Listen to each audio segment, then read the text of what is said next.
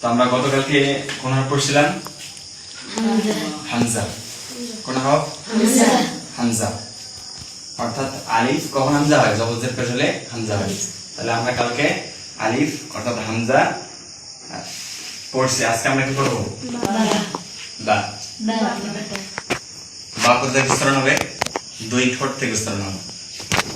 কেমন রাখতে হবে? কোথায় উচ্চারণ হবে? দুই ঠোঁট হইতে তিনটা হরফ উচ্চারণ হয়। কয়টা হরফ? তিনটা হরফ। ওয়াও, বা, মিম। কয়টা হরফ? তিনটা। তাহলে তার মধ্যে থেকে একটা কি? বা। তাহলে বা উচ্চারণ আমরা কি করবো? দুই ঠোঁট, হ্যাঁ, ভিজা ভাব থেকে আমরা নেব। ঠিক আছে? কি ভাব থেকে? এইভাবে স্বাভাবিক ভাবে, কোনো অস্বাভাবিক ভাবে দরকার নেই, কোনো কষ্ট হবে না, স্বাভাবিক। খেয়াল করতে হবে, আমার দিকে খেয়াল করবেন।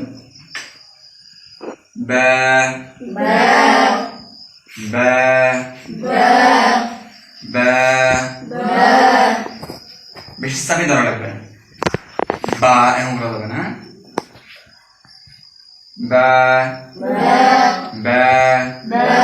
একদম ভিজা হবে, উপরের ঠোঁট নিচের ঠোঁটের ভিজা হবে, হ্যাঁ। আরে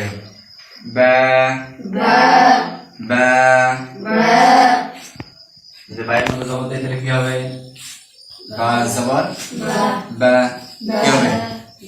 বা। যদি আমি বাইরের মধ্যে জের দেই তাহলে কি হবে? বি। যদি পেশ দেই তাহলে বু। আসলে মদ হবে, আমি মদ বললাম কেন? বুঝার শব্দ। ঠিক আছে?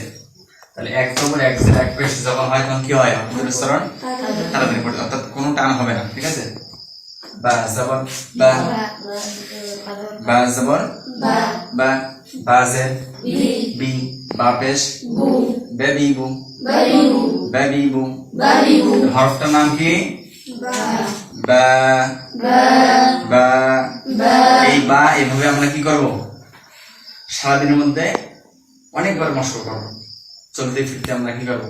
মস্ক করবো। আমরা কাজ করতেছি, তারপর আমরা কি করবো? মস্ক করবো।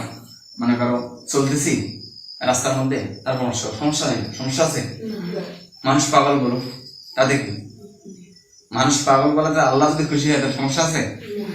আমি যদি কয়েকটা মাস ধৈর্য ধরে এই হরফগুলো আমি আয়ত্তে আনতে পারি, আমি যদি তেলাওয়াতটা আমার সুন্দর করতে পারি, আমার মালিক যদি খুশি হয়, সমস্যা আছে?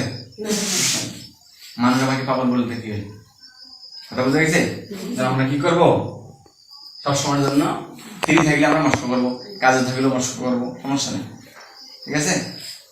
আমরা আজকের পড়া হলো কি? বা। আজকের পড়া কি হবে? বা। এই আজকের এই পড়াটা আমরা সারাদিনে প্র্যাকটিস করবো, আবার আগামীকালকে আসে প্রস্তুতি দেবো ইনশাআল্লাহ। ঠিক আছে?